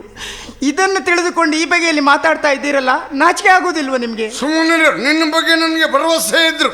ದಾರಿಯಲ್ಲಿ ಹೋಗುವವರು ಕಂಡವರು ಕೇಳಿದವರು ಹಾಗೆ ಹೇಳ್ತಾರ, ಕುಪ್ಪನ ಹೆಂಡತಿ ಹೀಗೆ ಅಂತ ಅಪಾದ ಹೇಳೋದಿಲ್ವಾ? ಹಾಗಾಗಿ ಹುಡುಗನಿಗೆ 2 ಬಿಟ್ಟಿದ್ದೇನೆ. ಇನ್ನು ಇಲ್ಲಿ ನಿಂತು ಮಾತಾಡಿದ್ರೆ ಪ್ರಯೋಜನ ಇಲ್ಲ. ಹೇಳ, ಬಾ ಮನೆಗೆ ಹೋಗುವ.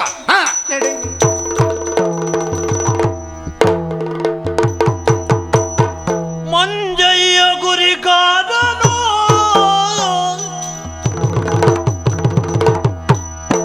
ಮಂಜಯ್ಯ ಗುರಿಕಾರನು ಜೀವನದ ಸಂಜೆ ಕಾಣುತ್ತಲಿರುವನು, ಜೀವನದ ಸಂಜೆ ಕಾಣುತ್ತಲಿರುವನು.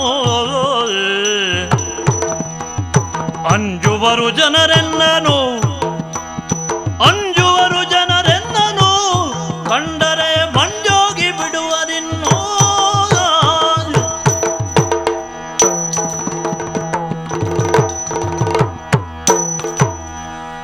ಮಂಜಯ್ಯ ಗುರಿಕಾರ, ಹೀಗೆ ನನ್ನ ಹೆಸರು.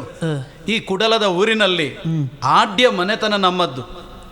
ಊರಿನಲ್ಲಿ ಆಗುವಂತಹ ಯಾವುದೇ ಸಮಸ್ಯೆಗೂ ನಮ್ಮ ಹಿರಿಯರೆಲ್ಲ ಬಹಳಷ್ಟು ಸ್ಪಂದಿಸಿದವರು.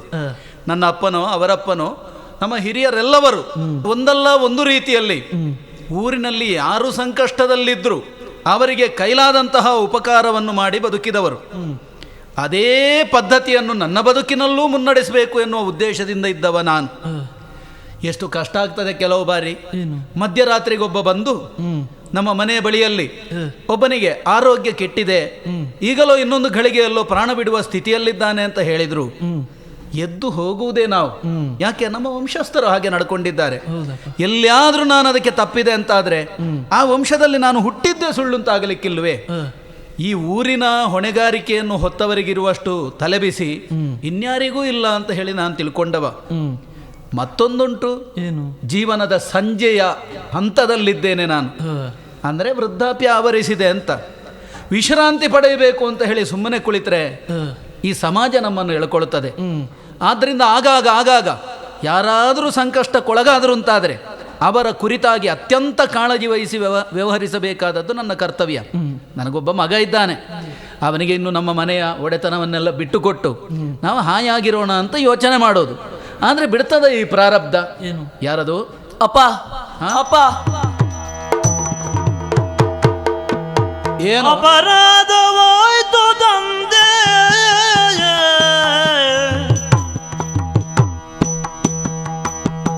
ಅಪರಾಧವಾಯ್ತು ತಂದೆ, ಊರೊಳಗೆ ಉಪಕಾರ ಎಂಬುದುಂಟೆ, ಉಪಚರಿಸ ಬೋಧೆಯನಗೆ, ಉಪಚರಿಸ ಬೋಧೆಯನಗೆ ಸರಿಯಾಗಿ ಅಪಮಾನವಾಯ್ತು, ಸರಿಯಾಗಿ ಅಪಮಾನವಾಯ್ತು ದರಿಯೇ.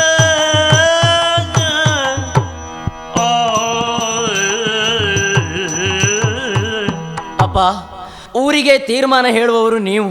ಹೌದಪ್ಪ. ನ್ಯಾಯ ನೀತಿಯನ್ನು ಹೇಳುವವರು ನೀವು. ಅಂತ ನಿಮ್ಮ ಮಗನಿಗೆ ಇಂದು ಅವಮಾನ ಆಯ್ತಪ್ಪ, ಅವಮಾನ ಆಯ್ತು. ಅವಮಾನವೇ? ಹೌದಪ್ಪ. ಹಾಗಂದ್ರೆ ಅಪ್ಪ ಹಾ? ಮತ್ತೇನಲ್ಲ, ಇಂದು ಸಂತೆಪೇಟೆ ತಿರುಗ್ಲಿಕ್ಕಂತ ನಾನು ಹೋಗಿದ್ದೆ. ಹೋಗುವಾಗ ದಾರಿ ಮಧ್ಯದಲ್ಲಿ ಒಬ್ಳು ಹೆಂಗಸು ತಲೆ ತಿರುಗಿ ಬಿದ್ದಿದ್ಲು. ಹಾ. ಹೋದ್ಗಿ ನಾನು ಉಪಚರಿಸಿದೆ, ಹಾ. ತಣ್ಣೀರನ್ನು ಸಿಂಪಡಿಸಿದೆ. ಹಾ. ಹಾಗೆ ಎಚ್ಚೆತ್ಲು. ಹಾ. ಆಮೇಲೆ ಒಬ್ಬ ಬಂದು ಬೊಬ್ಬೆ ಹೊಡೆದ. ಹಾ. ಅವನು ಕುಡುಕ ಕುಪ್ಪ ಅಂತೆ, ಹಾ ಹಾ ಅವಳು ಅವನ ಹೆಂಡತಿ ಅಂತೆ. ಹಾ ನಾನು ಮಾಡಿದ್ದು ತಪ್ಪಂತೆ ಅವನಿಗೆ. ನಾನು ಅವಳನ್ನು ಮುಟ್ಟಿದ್ದೇ ಅಪರಾಧವಾಯ್ತಂತೆ. ಅಪ್ಪ, ಓ. ನಿಮ್ಮ ಮಗನಾದಂತ ನಾನು ಉಪಕಾರ ಮಾಡುವುದು ತಪ್ಪೇ? ನೀವೇ ಉಪಕಾರ ಮಾಡ್ತೀರಿ ಮಗನೇ. ಅಪ್ಪ. ನಾನು ನೀನು ಅಂತಲ್ಲ, ಯಾರೇ ಆಗಲಿ ಆ. ಒಬ್ಬ ವ್ಯಕ್ತಿ ಕಷ್ಟದಲ್ಲಿದ್ದಾನೆ ಅಂತಾದರೆ ಅವನ ಕಷ್ಟದಲ್ಲಿ ಪಾಲ್ಗೊಂಡು ಅವನಿಗೆ ಕೈಲಾದ ಸಹಕಾರವನ್ನು ಮಾಡಬೇಕಾದದ್ದು ಕರ್ತವ್ಯ. ಇಷ್ಟನ್ನು ಮಾಡಿದ ಮಾತ್ರಕ್ಕೆ ತನ್ನ ಹೆಂಡತಿಯ ಮೈ ಮುಟ್ಟಿದ ಅಂತ ಅಪವಾದವೇ? ಜೋರಾದ ಅಪ್ಪ. ಹಾ. ಅಷ್ಟೇ ಅಲ್ಲ ಅಪ್ಪ, ಹಾ. ನನಗೆ 2 ಪೆಟ್ಟನ್ನು ಕೊಟ್ಟ. ನಿಮ್ಮ ಮಗನಾದಂತ ನಾನು ಇವತ್ತು ಪೆಟ್ಟು ತಿಂದು ನಿಮ್ಮ ಮುಂದೆ ತಲೆ ತಗ್ಗಿಸಿ ನಿಂತಿದ್ದೇನಪ್ಪ. ಹೋ, ಹೀಗೂ ಆಯ್ತೆ. ಹೌದಪ್ಪ. ಊರಿನ ಹೊಣೆಗಾರಿಕೆ ಹೊತ್ತವರಿಗೆ ಕೊನೆಗೆ ಸಿಗುವುದಿಷ್ಟೇ. ಸರಿ, ಹೊಡೆದವ ಯಾರವ? ಕುಡುಕ ಕುಪ್ಪ. ಇಲ್ಲೆಲ್ಲ ಬೊಬ್ಬೆ ಹಾಕ್ತಾ ತಿರುಗುತ್ತಾ ಇರ್ತಾನೆ. ಹೌದಪ್ಪ, ಸರಿ ಇದ್ದಿದ್ರೆ ಬೇಸರ ಎಲ್ಲ ಇತ್ತು. ಹಾ. ಅವನು ಸರಿ ಇಲ್ಲ, ಮೂಗಿನ ಮಟ್ಟ ಕುಡ್ಕೊಂಡಿದ್ದಾನಪ್ಪ. ಈಗ ಏನು ಮಾಡುವುದಪ್ಪ? ವಾಸನೆ ಹೊಡೆಯುತ್ತಾ ಉಂಟು. ಹೌದಪ್ಪ. ಹೌದು. ಹಾ. ಸರಿ, ಹಾ. ಅವನನ್ನು ವಿಚಾರಿಸಬೇಕಾಯ್ತು. ಹೌದು. ಯಾರಪ್ಪ ಆ ಕುಪ್ಪನನ್ನು ಬರ ಹೇಳಿ ಇಲ್ಲಿಗೆ. ಆಯ್ತಾಯ್ತು. ಓ ಗುರಿಗಾರರಿಗೆ ನಮಸ್ಕಾರ. ಯಾರದು ಕುಪ್ಪನೇನೋ? ನಾನೇ ಕುಪ್ಪ. ಬಹಳ ಹೆಚ್ಚಾಯ್ತೋ ನಿಂದು. ಏನು ನೀವು ನನ್ನನ್ನು ಕರೆದ್ರಲ್ಲ? ಏನೇಳವ ಮದ ಮೋಕ್ಷ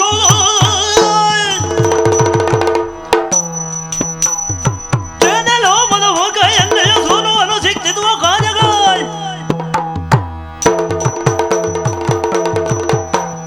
ನೀನು ಮನಗೈದಿರುವುದೆಂದಾಗ ಏನು ಕಾರ್ಯ?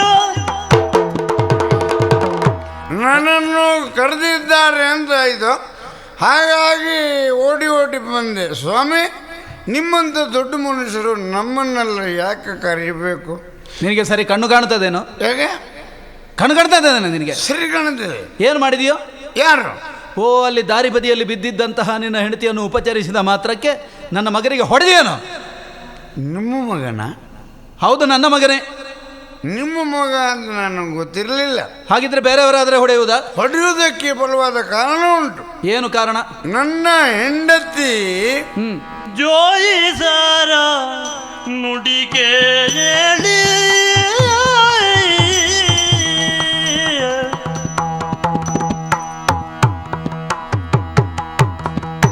ಜೋಯಿಸರ ನುಡಿಗೆ ಹೇಳಿ ಶಿಕ್ಷೆಯಾಜಿಯ ನಾನಿತ್ತಿಗೆನು ಕ್ಷಮೆಯನು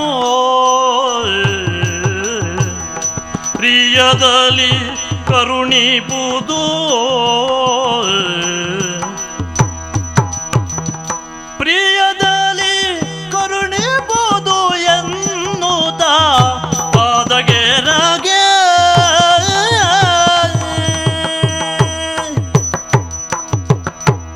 ಗುರಿಗಾರರೇ, ಏನೋ ನೀವು ಎಂಥವರು ಎನ್ನುವುದು ನನಗೆ ಗೊತ್ತುಂಟು. ನೀವು ಹೇಳಿದ್ದಕ್ಕೆ ನಾನು ಏನೋ ಬೇರೆ ಹೇಳ್ತಾನೆ ಅಂತ ತಿಳಿಬೇಡಿ ಸ್ವಾಮಿ. ಆದರೆ ಈಗ ಏನಾಗಿದೆ, ನನ್ನ ಹೆಂಡತಿ ಬರುವಾಗ ದಾರಿಯಲ್ಲಿ ನಾನು ರಾಮಜೋಯಿಸರ ಮನೆಗೆ ಹೋಗಿ ಬರುತ್ತಾ ಇದ್ದಿದ್ದೆ. ಆ ಸಮಯದಲ್ಲಿ ನಿಮ್ಮ ಹುಡುಗ ಅಂತ ಗೊತ್ತಿರಲಿಲ್ಲ. ಹುಡುಗ ನನ್ನ ಹೆಂಡತಿಯ ಮುಖದ ಮೇಲೆ ಕೈ ಹಾಕಿಕೊಂಡಿದ್ದ. ಇದನ್ನು ನೋಡಿ ನನಗೆ ಸಿಟ್ಟು ಬಂತು.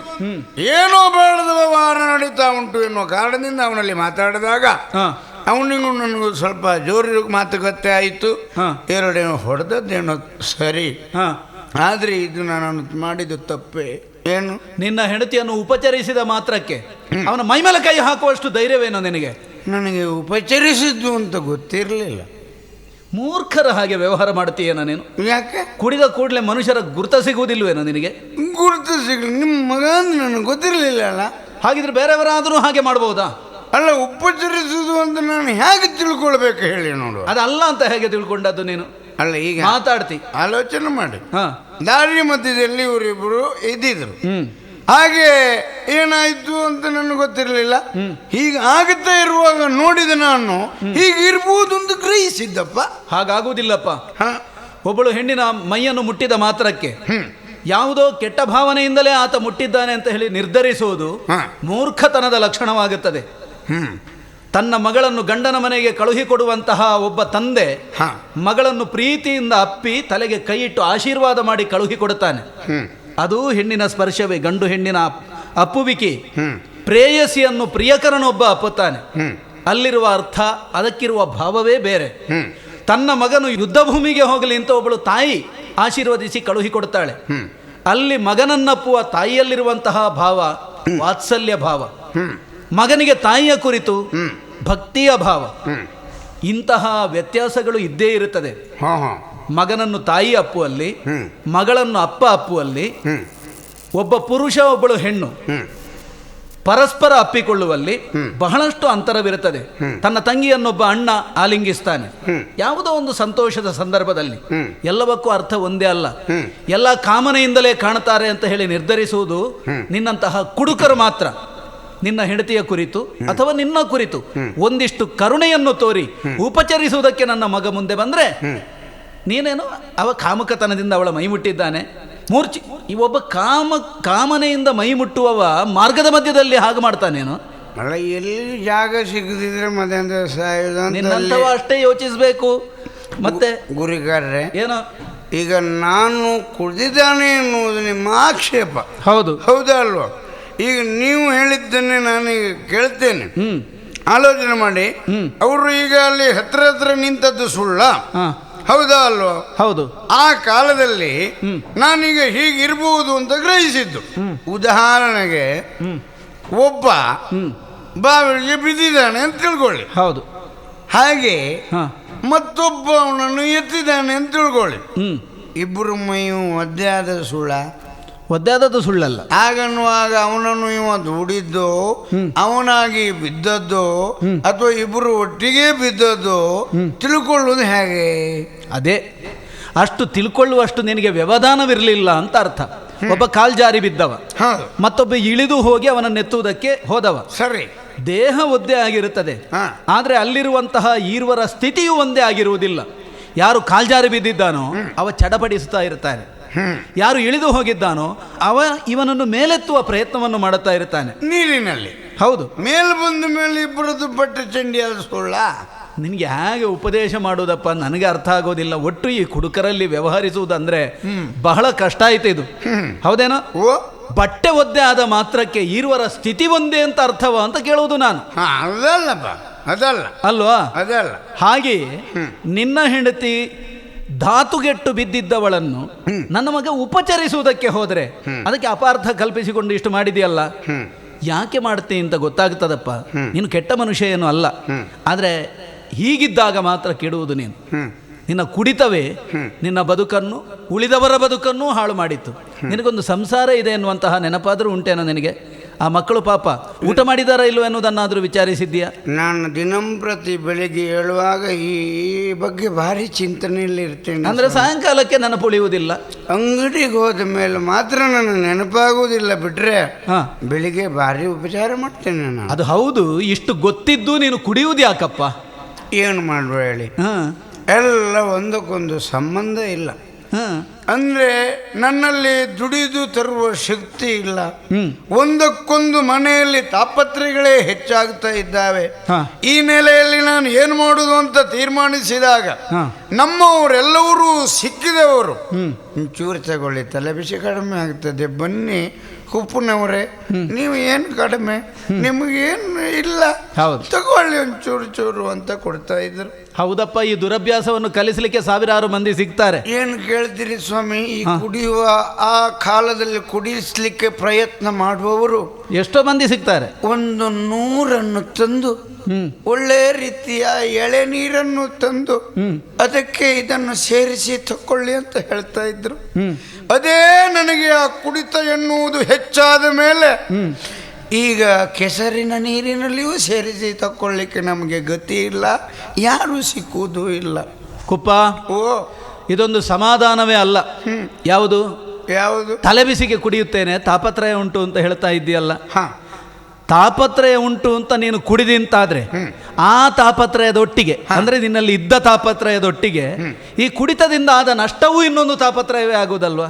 ಖಂಡಿತ ಹೌದು. ಇನ್ನಾದರೂ ನೀನು ಇದನ್ನು ಬಿಡಬೇಕು. ಈಗ ನನ್ನ ಮಗನ ಮೇಲೆ ಕೈ ಹಾಕಿದ್ದಿ ನೀನು ಎನ್ನುವುದರ ಕುರಿತು ನಾನು ಬೇಸರ ಪಡುವುದೇ ಇಲ್ಲ. ಹೌದು. ಯಾಕಂದ್ರೆ ನೀನು ಯಾರು ಎನ್ನುವುದನ್ನು ತಿಳಿಯದ ಸ್ಥಿತಿಯಲ್ಲಿ ನೀನು ಹಾಗೆ ಮಾಡಿದವ. ತಪ್ಪಾಯ್ತು. ಮತ್ತೆ ನಮ್ಮ ಮನೆತನದ ಕುರಿತು ನೀನು ಗೌರವ ಇಲ್ಲದವನೇನು ಅಲ್ಲವೇ ಅಲ್ಲ ಎನ್ನುವುದು ನಾನು ಚೆನ್ನಾಗಿ ತಿಳಿದಿದ್ದೇನೆ. ತಪ್ಪಾಯ್ತು. ಇಷ್ಟು ಗೌರವವಿದ್ದರೂ ಹೀಗೆ ಮಾಡಿದ್ಯಾಕೆ?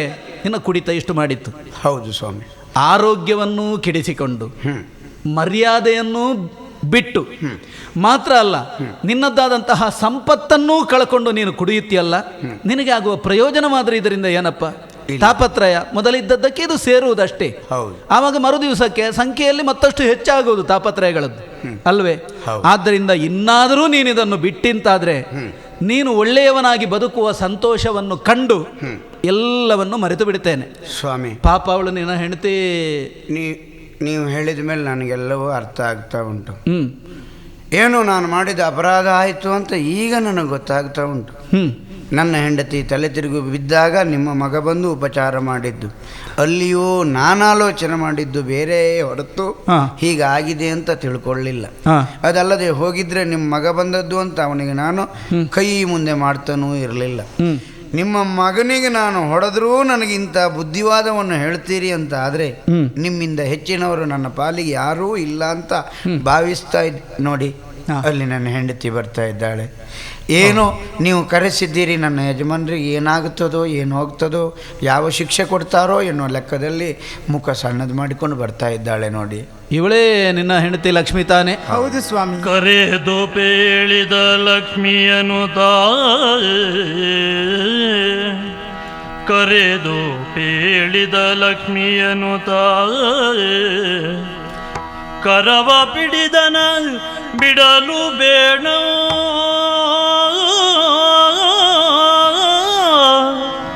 ಕರವ ಬಿಡಿದನ ಬಿಡಲು ಬೇಡವುದು, ಹರುಷದಲ್ಲಿ ಜೊತೆಗೂಡಿ ಬಾಳುವುದು, ಹರುಷದಲ್ಲಿ ಜೊತೆಗೂಡಿ ಬಾಳುವುದೆನುದ ನುಡಿದ, ಕರೆದು ಬೇಳಿದ, ಕರೆದು ಬೇಳಿದ. ಲಕ್ಷ್ಮೀ ಸ್ವಾಮಿ, ಕಣ್ಣೀರಲ್ಲೇ ಕೈ ತೊಳೆಯುವಂತಹ ಸಂಸಾರ ನಿಮ್ಮದ್ದು ಎನ್ನುವುದನ್ನು ನಾನು ಚೆನ್ನಾಗಿ ಬಲ್ಲವ. ಇಷ್ಟು ಶಿಕ್ಷೆಯನ್ನು ನಿನ್ನ ಗಂಡ ಕೊಟ್ಟರು, ನಿನಗಿಂತಹ ಅನ್ಯಾಯವನ್ನೇ ಆತ ಮಾಡುತ್ತಾ ಇದ್ರು, ಗಂಡನ ಕುರಿತು ಇಷ್ಟು ಕಾಳಜಿ ವಹಿಸುವಂತಹ ಸ್ವಭಾವ ನಿನ್ನದ್ದು. ಹೌದು ಸ್ವಾಮಿ. ಸಾಧ್ವಿ ಎಮ್ಮ ನೀನು. ದೇವರು ಇನ್ನಾದರೂ ನಿಮ್ಮ ಬದುಕನ್ನು ಒಳಿತು ಮಾಡಲಿ. ನಿನ್ನ ಗಂಡ ಕುಡಿಯುವುದನ್ನು ಬಿಡುತ್ತೇನೆ ಅಂತ ಹೇಳಿ ನಿರ್ಧಾರಕ್ಕೆ ಬಂದಿದ್ದಾನೀಗ.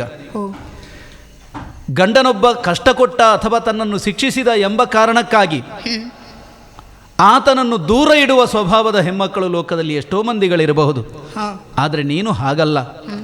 ಎಂತಹ ಶಿಕ್ಷೆಯನ್ನು ಕೊಟ್ಟರು ನನಗವರು ಗಂಡ ದೇವರು ಅಂತ ಹೇಳಿ ನಂಬಿಕೊಂಡಿದ್ದೀಯಲ್ಲ.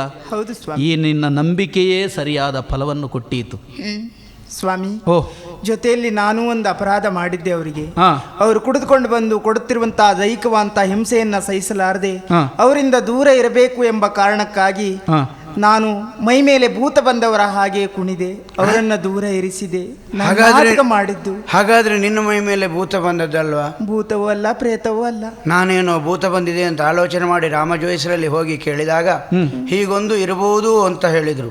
ಇರಬಹುದು ಎಂದ ಮಾತ್ರಕ್ಕೆ ಅವರು ಹೇಳಿದ್ದು ಉಂಟು ಅಂತ ಅರ್ಥ ಅಲ್ಲ, ಉಂಟು ಎಂಬ ಅರ್ಥ ಅಲ್ಲ. ಹೀಗೊಂದು ಇರಬಹುದು, ಆಲೋಚನೆ ಮಾಡಿ ನೋಡು ಅಂತ ಹೇಳಿದ್ರು.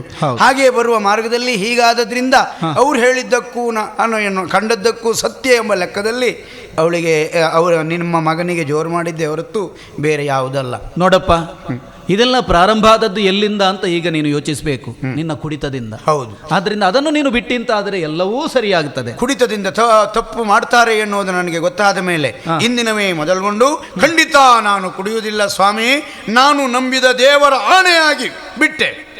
ಸರಿ. ಕರದಳು ಪರಶುಪಾಶಾಂಕುಶಾಧರನಿಗೆ ಹರುಷದಿ ಭಕ್ತರ ಪೊರೆವವಾಗೆ ಉರಗಭೂಷಣನ ಸುಕುಮಾರ ಗಜವದನನ ಚರಣಕೋಲಕ್ಕೆ ಆರತಿ ಎತ್ತಿರೆ, ಆರತಿಯ ಬೆಳಗಿರೆ, ಆರತಿ ಎತ್ತಿರೆ, ಗಜಮುಖದ ಹೊಗೆ ಗಣಪಗೆ